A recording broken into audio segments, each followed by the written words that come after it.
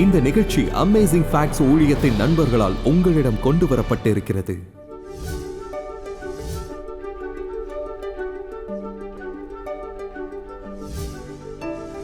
உங்கள் பிள்ளைகள் வளர்ந்து கனம் மிக்கவராக ஆண்டவரை ஆராதிக்க வேண்டும் என்றால் நீங்கள் குடும்ப ஆராதனையில் பங்கு பெறுகிறவராக இருக்க வேண்டும். பெற்றோரை கனம் பண்ணுவதற்கான முழு ஆலோசனையும் தேவனுடைய வார்த்தையில் கற்றுக்கொள்ளலாம். உங்கள் குடும்பத்தில் தேவனுடைய வார்த்தையை போதிக்கிறீர்கள் என்பதை அது உணர்த்தும். நாம் இந்த தொடரின் மத்தியில் இருக்கிறோம். உண்மையில் நான் இங்கு வந்ததில் முதல் முறை செய்தி 10 கட்டளைகளுக்கு மட்டுமே அர்ப்பணிக்கப்பட்டு இருக்கிறது.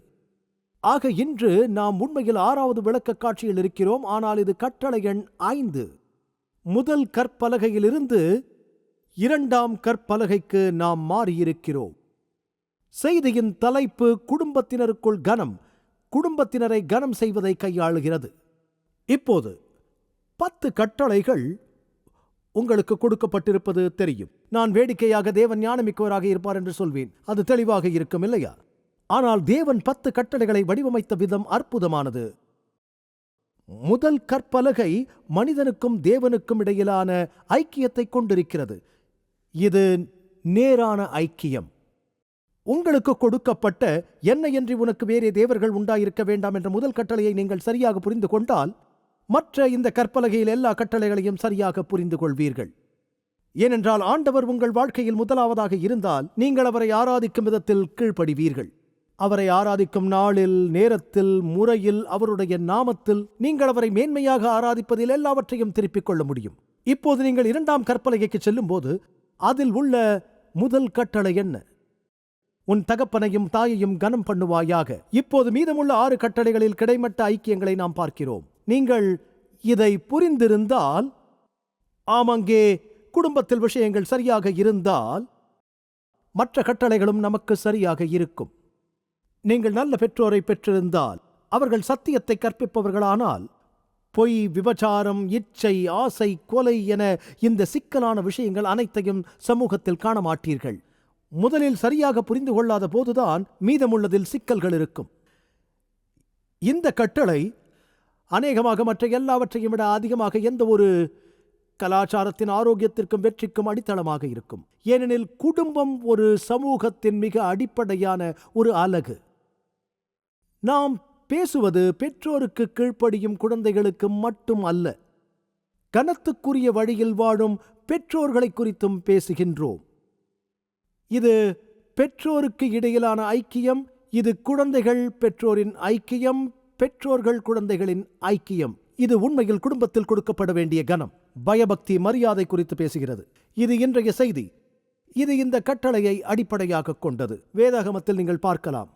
யாத்ராகமம் 20:12. உன் தேவனாகிய கர்த்தர் உனக்கு கொடுக்கிற தேசத்திலே உன் நாட்கள் நீடித்திருப்பதற்கு உன் தகப்பனையும் உன் தாயையும் கனம் பண்ணுவாயாக என்று வாசிக்கிறோம்.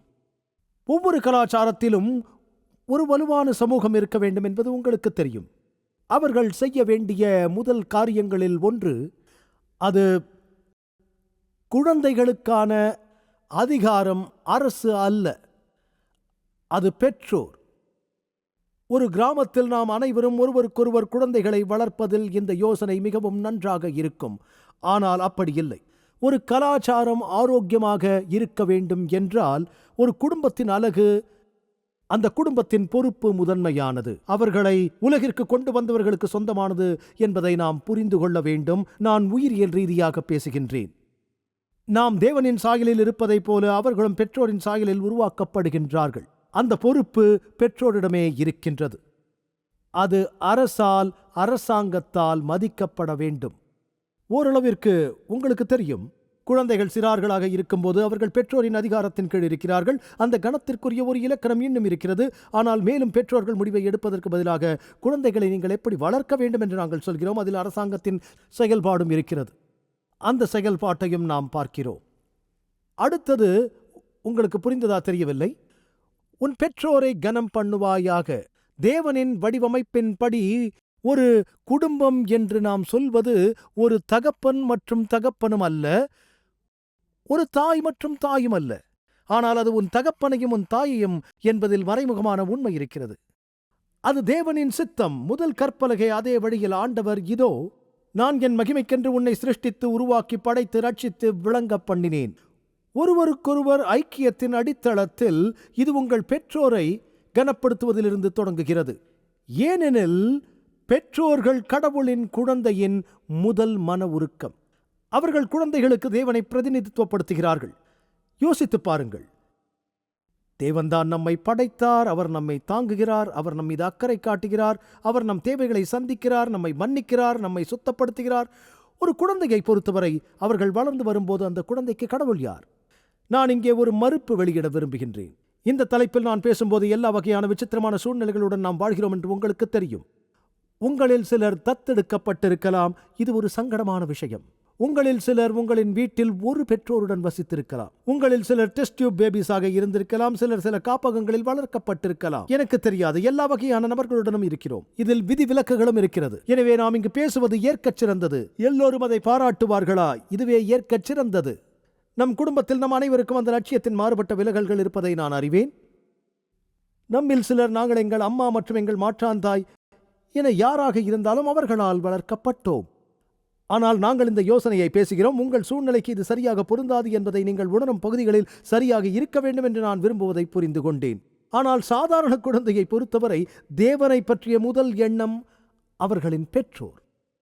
உண்மையில் குழந்தைகள் வளர்ந்து வரும் பரிணாமம் சுவாரஸ்யமானது. அவர்கள் உண்மையில் சிறியவர்களாக இருக்கும்போது பெற்றோர்கள் எல்லாவற்றையும் செய்வார்கள். ஆம், எல்லாவற்றையும் செய்வார்கள். பெற்றோர்களை பரந்த கண்களால் பார்ப்பார்கள். அவர்கள் கடவுள் என்று நினைப்பார்கள். அவர்களுக்கு பயப்படுவார்கள், மதிப்பார்கள், அவர்களை நேசிப்பார்கள், அவர்களை பார்த்துக் கொள்வார்கள். அவர்களிடமிருந்து விலகி இருக்க விரும்ப மாட்டார்கள். அவர்கள் கொஞ்சம் வயதானாலும் உங்களுக்கு தெரியும், என் அப்பா தான் உலகிலேயே வலிமையான அப்பா என்றுதான் சொல்லுவார்கள். மேலும் கொஞ்சம் வயதானதும், சுமார் 12 வயதானதும், பின்னர் 14 வயதானதும் அவர்களுக்கு அதிகம் தெரியாது என்று சொல்லுவார்கள். 25 வயதாகும் போது நிறைய மாற்றங்கள் உண்டாகும். அவ்வப்போது ஆலோசனை கேட்பார்கள். பின்னர் சுமார் 30 வயதிற்குட்பட்டவர்களாக ஆகும்போது தங்கள் சொந்த குழந்தைகளை பெற்று எடுப்பார்கள். அவர்கள் புரிந்து கொள்ளத் தொடங்குவார்கள். பின்னர் 60 வயதாகும் போது நான் அவர்களுடன் மீண்டும் பேச விரும்புகிறேன், கேள்விகளை கேட்க ஆசை என்று நினைப்பார்கள். இது எல்லாவற்றையும் நம்புவதாக, எதையும் நம்பாது மீண்டும் எல்லாவற்றையும் நம்புவது போல இருக்கும். இது விசித்திரம். நீங்கள் இதை கவனித்திருக்கிறீர்களா? அது நம் முதல் எண்ணத்தை பிரதிநிதித்துவப்படுத்துகிறது. அதனால்தான் குழந்தைகள் தங்கள் பெற்றோரை மதிக்க வேண்டியது மிக மிக அவசியம். குழந்தைகளுக்கு இது மிகவும் முக்கியம். பெற்றோர்கள் கனம் மிக்கவர்களாக வாழ உங்கள் குழந்தையிடம் தேவனை குறித்த எண்ணம் பெரும்பாலும் உங்கள் செல்வாக்கிலிருந்துதான் வரும். இப்போது நான் கொஞ்ச நேரம் எடுத்து பேச விரும்புகிறேன். கனம் என்ற சொல்லின் அர்த்தம் என்ன? உன் தகப்பனையும் தாயையும் கனம் பண்ண சொல்லும் போது எபிரேய மொழியில் கனம் பண்ணுதல் மேன்மையை உண்டாக்கும் என்பதாகும். ஈர்ப்பு மற்றும் முக்கியத்துவத்தை வழங்குதல், அவர்களை உற்சாகப்படுத்தி மேன்மைப்படுத்தி பெருமைப்படுத்தி வணங்குவது. அது எபிரேயத்தில் கிரேக்க மொழியில் திமோரியோ என்று சொல் வெகுமதி, மரியாதை, மதிப்பு மற்றும் வணங்குதல் என்று பொருள். உன் தகப்பன் மற்றும் உன் தாயை கனம் பண்ணுவாயாக. அந்த கட்டளையை நாம் எபிரேய மொழியிலும் கிரேக்க மொழியிலும் தெளிவாகவே படித்தோம். அது இயேசுவின் வார்த்தைகளிலிருந்தும் பழைய ஏற்பாட்டு உதாரணத்திலிருந்தும் வந்திருக்கிறது. படிக்கிறேன். நீதிமொழிகள் 10:1. சாலமோனின் நீதிமொழிகள்: ஞானமுள்ள மகன் தகப்பனை சந்தோஷப்படுத்துகிறான், மூடத்தனமுள்ளவனோ தாய்க்கு சஞ்சலமாயிருக்கிறான். நீதிமொழிகள் 15:20. ஞானமுள்ள மகன் தகப்பனை சந்தோஷப்படுத்துகிறான், மதியற்ற மனுஷனோ தன் தாயை அலட்சியம் பண்ணுகிறான். நீதிமொழிகள் 19:26. தன் தகப்பனை கொள்ளையடித்து தன் தாயை துரத்து விடுகிறவன் இலச்சையையும் அவமானத்தையும் உண்டாக்குகிற ஒரு மகன். வேதத்தில் உன் தகப்பனையும் தாயையும் கனம் செய்து மதிப்பது பற்றிய கொள்கை ஒரு அழகான அடிப்படை கொள்கை. அன்பு நண்பர்களே, நீங்கள் எங்கும் செல்ல வேண்டாம். இன்னும் கொஞ்ச நேரத்தில் இன்றைய விளக்க காட்சிக்கு திரும்ப வருவோம். நீங்கள் திருமணமாகி உங்கள் உறவில் ஏதேனும் மோசமான போராட்டங்களை சந்தித்திருக்கிறீர்களா? தொடர்ச்சியாக பொருளாதாரத்தில் மன அழுத்தம், குழந்தைகள் மற்றும் திருமண பந்தத்தில் உங்களுக்கு உற்சாகமின்மை இருக்கலாம். வாழ்க்கை விவாகரத்தை நோக்கி நகர்வதை உணர்ந்திருக்கலாம். அதற்கான வழியை காணாதிருக்கலாம். ஆனால் இன்றே அதற்கு உண்மையான நீடித்த நம்பிக்கை கிடைக்கும் என்று நான் உங்களிடம் சொன்னால், உங்கள் மனைவியுடன் ஒரு புதிய தொடக்கத்தை ஆரம்பியுங்கள். உங்கள் அன்பை வெளிப்படுத்த தேவையான திறவுகோல் வேதத்தில் இருக்கிறது என்று நான் சொன்னால் எப்படி இருக்கும்? சற்றே யோசித்து பாருங்கள். அந்த பதில்களை நீங்கள் அறிய விருப்பமில்லையா? உங்கள் திருமணம் மோசமான காலங்களை கடந்து செல்லலாம். ஆச்சரியமான உண்மைகள் உங்களுக்கு ஒரு இலவச ஆதாரத்தை வழங்குவதன் மூலம் அதற்கு சிறப்பாக உதவ விரும்புகின்றன. இது ஒரு மகிழ்ச்சியான திருமணத்திற்கான திறவுகோல் என்று அழைக்கப்படுகிறது. இந்த ஆய்வு வழிகாட்டி உங்கள் திருமண உறவு நீடிக்கவும் செழிப்பாக வளர உதவவும் ஆலோசனை தருவதில் நிரூபிக்கப்பட்டிருக்கிறது. நீங்கள் எல்லாவற்றையும் முயற்சித்திருந்தால் தேவனின் வார்த்தைக்கு ஏன் வாய்ப்பு கொடுக்க கூடாது? உங்கள் நகலை பெற திரையில் காணும் தொலைபேசி எண்ணில் அழைத்து சலுகை எண் 305 என்று குறிப்பிடவும் அல்லது திரையில் உள்ள இணைய முகவரியில் பார்வையிடவும். பிறகு இந்த நம்ப முடியாத ஆதாரத்தை படித்த பிறகு ஒரு நிச்சயத்துடன் உங்கள் நண்பர்களுடன் பகிர்ந்து கொள்ளுங்கள். தேவனின் வார்த்தையிலிருந்து சில அற்புதமான உண்மைகளை கற்றுக்கொள்வோம். பெற்றோர்கள் குழந்தைகளுக்கு தேவனை பிரதிநிதித்துவப்படுத்துவது மட்டுமல்ல, அவர்களின் திருமண எண்ணமும் உங்களிடமிருந்து வரும். குழந்தைகள் பெற்றோரை மதிக்க வேண்டும் என்பதும், பெற்றோர்கள் கனம் மிக்கவராக வாழ்வது மட்டும் முக்கியமல்ல, ஒருவருக்கொருவர் மரியாதை செலுத்துவதில் மிகவும் கவனமாக இருக்க வேண்டும். ஏனெனில் ஒரு தகப்பன் தன் மனைவியை மதிக்கவில்லை என்றால் உங்கள் மகன் அவன் மனைவியை மதிக்க மாட்டான். ஒரு தாய் தன் கணவனை மதிக்கவில்லை என்றால் உங்களுடைய மகள் அவளின் கணவனை மதிக்க மாட்டாள். எனவே அந்த குழந்தைகளுக்காக பெற்றோர்கள் தங்களை மாதிரிகளாக வைக்கும்போது அவர்களை சுற்றி என்ன நடக்கும்? வரலாறு தானாக மீண்டும் திரும்பும். உங்களில் சிலர் போதகர் டக், நான் மிகவும் செயலற்ற ஒரு குடும்பத்தில் வளர்ந்தபடியால் என் தாயும் தந்தையும் மிகவும் கனமிக்கவர்கள் அல்ல, அவர்கள் ஒருவருக்கொருவர் மரியாதை கொடுக்கவில்லை, இப்போது அது எனக்கு பிரச்சனைகளை ஏற்படுத்துகிறது என்று நினைக்கிறீர்கள். நீங்கள் அதை உடைக்க வேண்டும். அது முடியும். நான் வேதத்தை படிக்கும்போது ஆச்சரியப்படுகிற ஒரு விஷயம் என்னவென்றால், இந்த மோசமான ராஜாக்கள் சிலருக்கு நல்ல குழந்தைகள் இருந்தார்கள், சில நல்ல ராஜாக்களுக்கு மோசமான பிள்ளைகள் இருந்தார்கள். எனவே நீங்கள் எப்போதும் சொல்ல முடியாது, நான் வளர்ந்த விதம் காரணமாக பாதிக்கப்பட்டேன் என்று, மீள முடியவில்லை என்று. அதை நீங்கள் தான் உடைக்க வேண்டும்.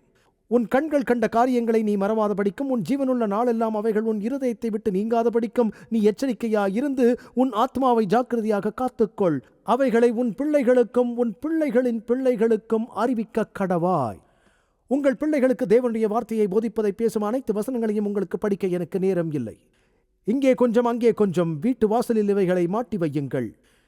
நீங்கள் படுக்கும் போதும் எழுந்திருக்கும் போதும் தெரியும்படி உங்கள் வீட்டில் மாட்டி வையுங்கள். உங்கள் குழந்தைகள் வளர்ந்து கனம் கொள்கிறவர்களாக, தேவனை ஆராதிக்கிறவர்களாக இருக்க வேண்டும் என்று சொன்னால் நீங்கள் கனம் செய்கிறவர்களாக இருக்க வேண்டும்.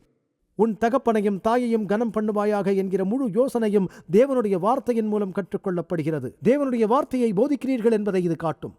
இது உன் பிள்ளைகளுக்கும் உன் பிள்ளைகளின் பிள்ளைகளுக்கும் அறிவிக்க கடவாய் என்று வேதம் சொல்கிறது. தாத்தா, பாட்டி மற்றும் பெற்றோர் குழந்தைகளுக்கு அறிவிக்கிறார்கள் என்று வேதம் சொல்கிறது. கொலோசையர் 3:21. பிதாக்களே, உங்கள் பிள்ளைகள் திடனற்று போகாதபடிக்கு அவர்களுக்கு கோபமூட்டாதீர்கள். உங்கள் குழந்தைகளை ஒழுங்குபடுத்துவதற்கும் அவர்களை துன்புறுத்துவதற்கும் கெட்டுப் போவதற்கும் இடையே ஒரு சமநிலை இருக்கிறது. அதனால் அவர்கள் உற்சாகம் அடைவார்கள். எது சரி எது தவறு என்று அவர்களிடம் சொல்லுங்கள். அவர்கள் ஏதாவது செய்யும் போது ஊக்குவியுங்கள், நன்றி சொல்லுங்கள். வீட்டில் பாராட்டவில்லை என்றால் வீட்டை விட்டு வெளியே போகும்போது அதை செய்ய மாட்டார்கள்.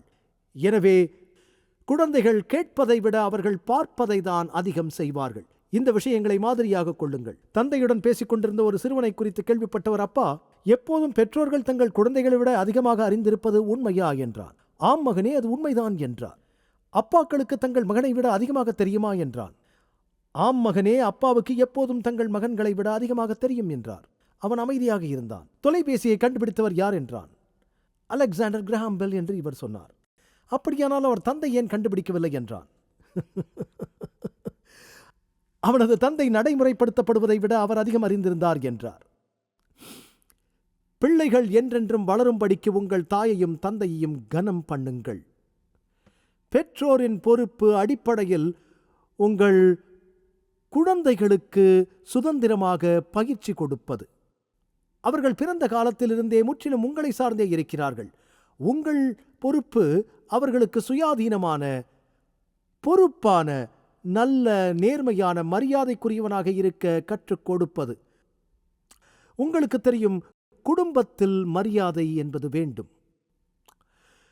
குழந்தைகள் வளரும்போது அப்பாவும் அம்மாவும் சண்டையிடுவதை பார்க்கிறார்கள்.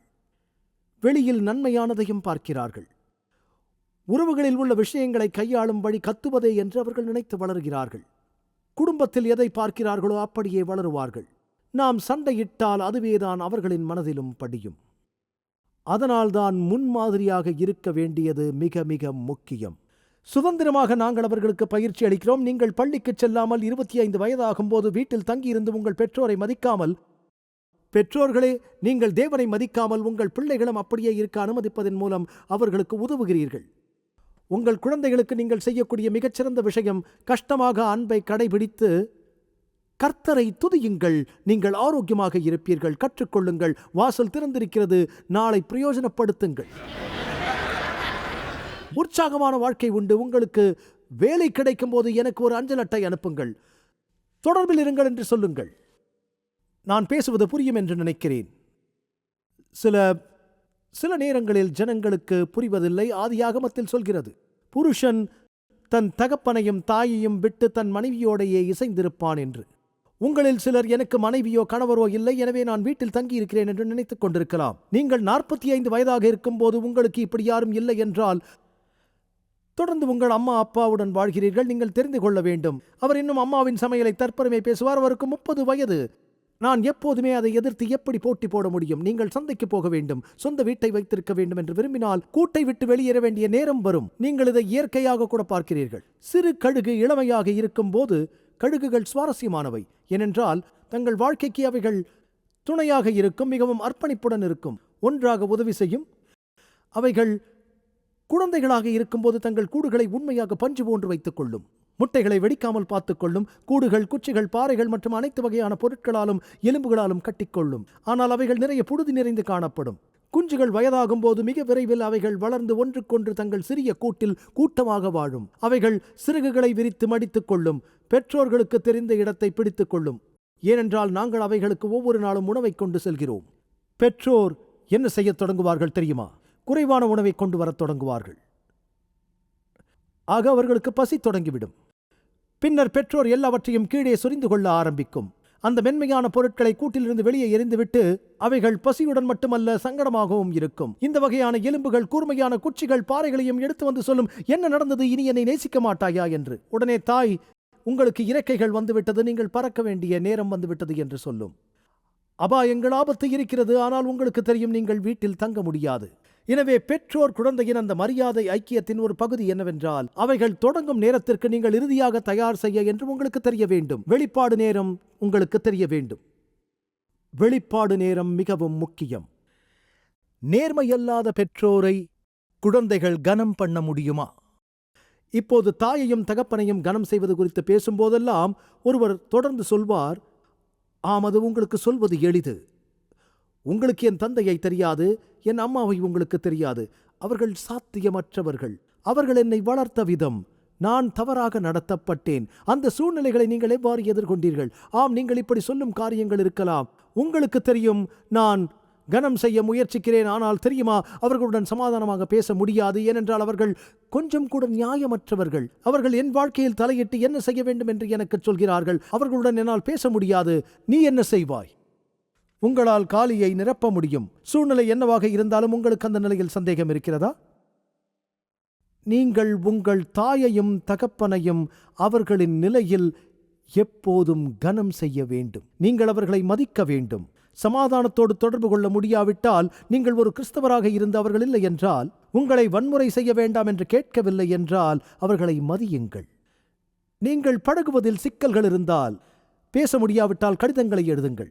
குறிப்பு எழுதுங்கள். குறிப்புடன் வாதிடுவது கஷ்டம். குறிப்பை எழுதி, உங்களுக்கு தெரியுமா, நான் ஆலோசிக்க நிறைய நண்பர்கள் இருக்கிறார்கள். நான் என் பெற்றோரை மதிக்க விரும்புகிறேன். அவர்களுடன் பேசும்போதெல்லாம் சாதாரணமாக அவர்கள் என்னை திட்ட ஆரம்பித்து குறை சொல்கிறார்கள். அது எனக்கு வேதனையாக இருக்கிறது. நான் சொன்னேன், சரி, ஒரு குறிப்பை எழுது. அவர்களை நேசிக்கிறதை, அவர்களை மதிக்கிறதை அஞ்சல் மூலம் எழுதி தெரிவி என்றேன். இது நீங்கள் காட்டக்கூடிய அன்பில் ஒரு சிறிய அடுக்கை உருவாக்கும். நான் உங்களை மதிக்கிறேன், நான் உங்களுடன் தொடர்பு கொள்ள விரும்புகிறேன், ஆனால் நாங்கள் பேசும்போது அது அப்படியல்ல. உங்களுக்கு தெரியும், ஒரு நேரம் வரக்கூடும். நீங்கள் தகவல் தொடர்புகளை துண்டிக்க வேண்டிய சந்தர்ப்பங்கள் இருக்கிறது. ஏனெனில் அது மிகவும் நச்சுத்தன்மை வாய்ந்தது. நீங்கள் அதை அவமரியாதைக்குரிய வகையில் செய்கிறீர்கள் என்று அர்த்தம் அல்ல. புரிகிறதா? வேதத்தில் ஒரு ராஜா தனது தாயை மதிக்க வேண்டியிருந்தது.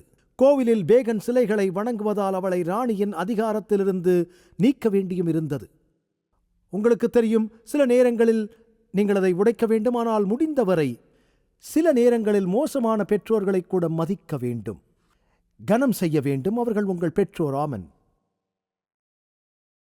நீங்கள் ஒரு வயது வந்தவுடன் அவர்களின் ஆலோசனைகளை கேட்பது நல்லது. நீங்கள் எப்போதும் அவர்கள் சொல்வதை பின்பற்ற வேண்டியதில்லை என்று அர்த்தமல்ல. அவர்கள் உங்கள் வாழ்க்கையில் தலையிட வேண்டியதில்லை. ஆனால் மரியாதையுடன் நடந்து கொள்ளுங்கள். அவ்வப்போது குறிப்பு எழுதுங்கள், தொலைபேசியில் அடையுங்கள். ஒரு பெண்ணை குறித்து கேள்விப்பட்டேன். அவள் ரப்பி என்று அழைக்கப்பட்டால் வயது 60 ஆகிறது. அவள் விருப்பத்தை எழுத வேண்டிய நேரம் வந்தது. நீங்கள் எனக்கு உதவ 2 விஷயங்கள் இருக்கிறது என்றாள். நான் தகனம் செய்யப்படுவதை உறுதிப்படுத்த விரும்புகிறேன், அது மிகவும் மலிவு என்றாள். பிறகு நீங்கள் என் அஸ்தியை எடுத்துச் செல்ல விரும்புகிறேன், அவற்றை மேசையை சுற்றிலும் தெளிக்க முடியுமா? எனக்கு முதல் பகுதி புரிந்தது, ஆனால் 2வது பகுதியை புரிந்து கொள்ள உதவுங்கள் என்றேன். என் மகள்கள் வாரத்திற்கு 2 முறையாவது வந்து என்னை பார்ப்பார்கள் என்பதில் உறுதியாக இருக்கிறேன். உனக்கு கொடுக்கிற தேசத்திலே உன் நாட்கள் நீடித்திருப்பதற்கு உன் தகப்பனையும் தாயையும் கனம் பண்ணுவாயாக. உண்மையில் இது வாக்குத்தத்தத்தோடு கூடிய ஒரு கட்டளை. அதை கவனித்தீர்களா?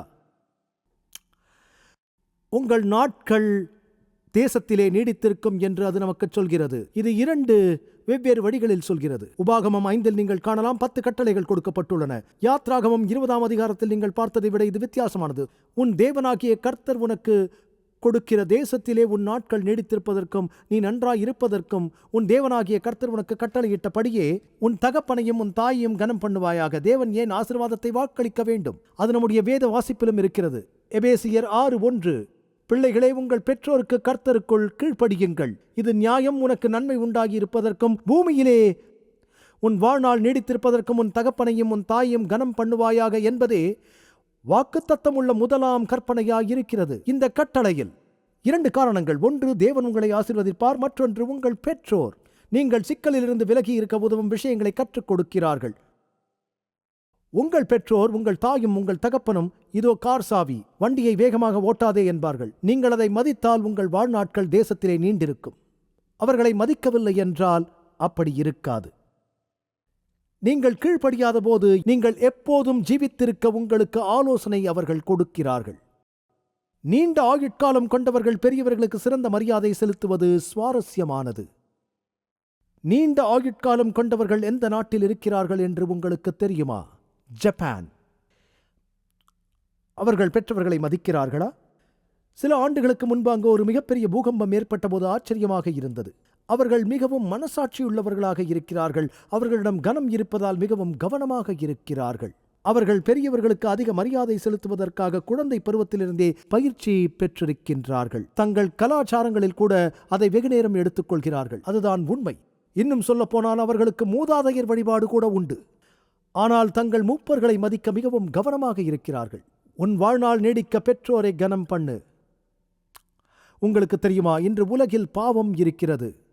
இன்று உலகில் பாவம் இருப்பதற்கு காரணம் நமது முதல் பெற்றோர் தனது பிதாவை மதிக்கவில்லை. ஆதாமும் ஏவாளும் தேவனுக்கு கீழ்ப்படியாத போது தங்கள் பரலோக தகப்பனுக்கு கீழ்ப்படியவில்லை. எல்லா கஷ்டங்களையும் பாருங்கள். பெற்றோருக்கு கீழ்ப்படியாததால் மரணம் உலகிற்குள் நுழைந்தது. தேவன் அனுப்பும் சாபங்களால் மக்களின் வாழ்க்கை பெரும்பாலும் சுருக்கப்படுகின்றது. மற்றொன்று, நம் பெற்றோர்கள் நமக்கு கொடுக்கும் நல்ல தகவல்களை நாம் செவி கொடுக்காததின் காரணமாகும். ஆனாலும் உங்கள் நாட்கள் தேசத்தில் நீடிக்கும் என அவர் வாக்கு பண்ணுகிறார். அவர்களை வாக்கு பண்ணப்பட்ட தேசத்திற்கு கொண்டு வந்தார். நீங்கள் வாழவும் நீண்ட ஆயுளும் சமாதானமான வாழ்க்கையும் பெற விரும்பினால் உங்கள் பெற்றோரை கனம் பண்ணுங்கள். நான் உங்களுக்காக அதை செய்வேன். உங்களுக்கு தெரியும், இது ஒரு அற்புதமான கட்டளை. அதில் ஒரு வாக்குத்தத்தம் அடங்கி இருக்கிறது. இஸ்ரவேல் புத்திரர்கள் உண்மையுள்ளவர்கள். வேதத்தில் ஒரு கதை இருக்கிறது. முழுவதையும் படிக்க எனக்கு நேரம் இல்லை. ஆனால் எரேமியா புத்தகத்தில் 35ஆம் அதிகாரத்தில் வேதத்தில் பார்க்கிறீர்கள்.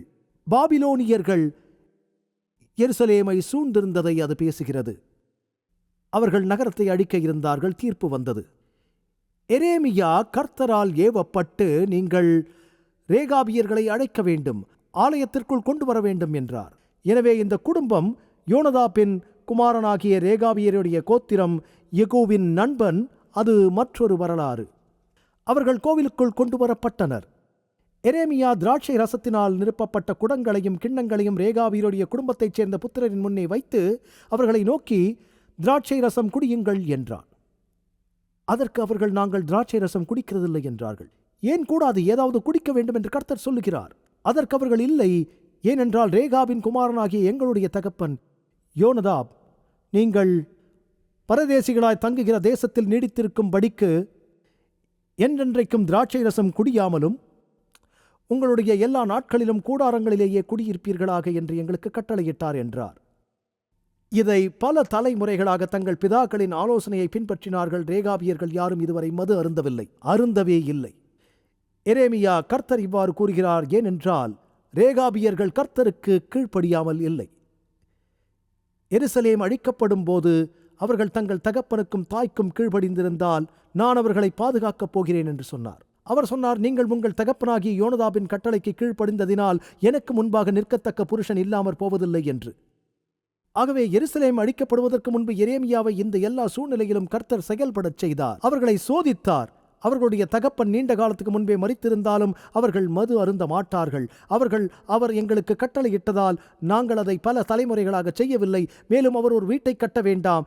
நாங்கள் இப்பொழுது நகரத்தில் இருப்பதற்கான ஒரே காரணம் நேபுகாத்நேசார் நகரை சூழ்ந்ததற்கு காரணம் என்றார். ஆனால் எங்கள் தகப்பன் கட்டளையிட்டபடி நாங்கள் கூடாரங்களில் வாழ்கிறோம் என்று சொன்னார். முதன்மையாக உங்கள் தகப்பனையும் தாயையும் கனம் பண்ணுவாயாக. இது தேவனை குறித்து பேசுகிறது. தேவன் பரலோகத்தில் நம்முடைய பிதாவாக இருக்கிறார் என்பது உங்களுக்கு தெரியும். சில நேரங்களில் நம் தாயாகவும் அவர் சொற்களை பயன்படுத்துகிறார். கோழி தன் குஞ்சுகளை கூட்டிச் செல்வதைப் போல ஒரு பெண் தன் பாலூட்டும் குழந்தையை மறக்க முடியுமா? நான் முன்னை எப்படி மறப்பேன்? எனவே தேவன் ஒரு தகப்பன் தாயின் அன்பால் நம்மை நேசிக்கிறார். உங்கள் நாட்கள் நீடித்திருக்க வேண்டும் என்று விரும்பினால், இந்த உலகில் நீடித்திருப்பது என்று அர்த்தமல்ல, புதிய பூமியில் நீடித்திருக்க வேண்டும் என்று நீங்கள் விரும்பினால் பரலோகத்தில் உள்ள நம் பிதாவை மதிக்க கற்றுக்கொள்ள வேண்டுமா?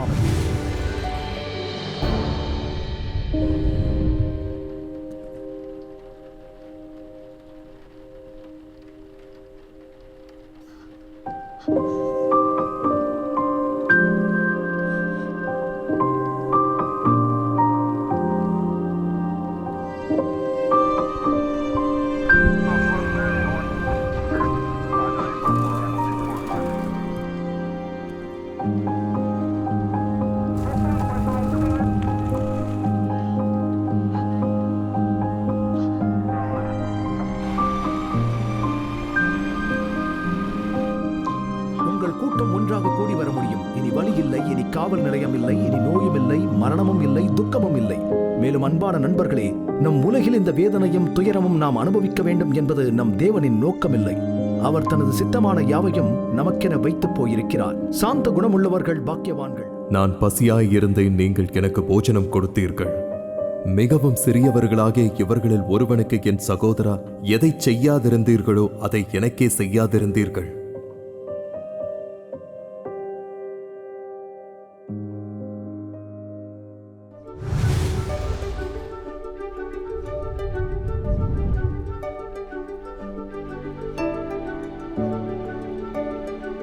இன்றைய இலவச சலுகையை விண்ணப்பிக்க மறந்து விடாதீர்கள். அது நிச்சயம் ஆசீர்வாதமாக இருக்கும். உங்களது தொடர்ச்சியான ஆதரவுக்கு நன்றி. நாங்கள் இயேசு கிறிஸ்துவின் சுவிசேஷத்தை உலகெங்கிலும் கொண்டு செல்கிறதனால் நீங்கள் அடுத்த வாரம் இணைந்திருக்க உதவி செய்து கர்த்தருடைய வேத வார்த்தையில் மூழ்கி அற்புத உண்மைகளை ஆராயச் செய்வோம்.